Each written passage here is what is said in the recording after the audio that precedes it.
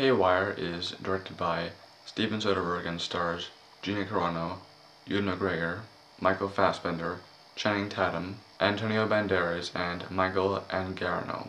It tells the story of a Black Ops soldier who seeks revenge after she is betrayed and set up during a mission. Sounds kind of familiar, doesn't it? In general, I like Steven Soderbergh's work. I'm not like a huge fan of his, but I've enjoyed most of his films. He's a good director. And this is, you know, an okay movie. I was expecting more out of it.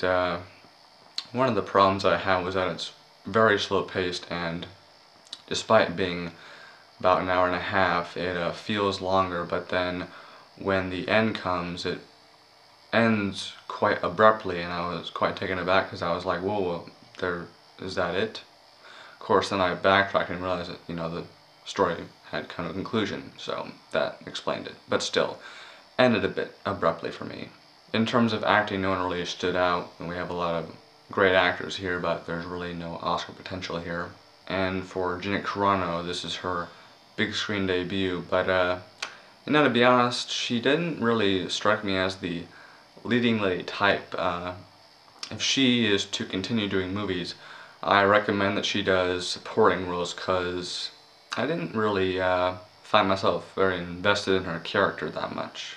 I saw this at midnight, and it's my first midnight showing, which I probably could have picked a better film, but you know, I didn't have a hard time staying awake, but I was pretty bored throughout the majority of the film. I give credit to Soderbergh for directing this film very nicely. Every shot was framed good, and for once, none of the action was, well, you know,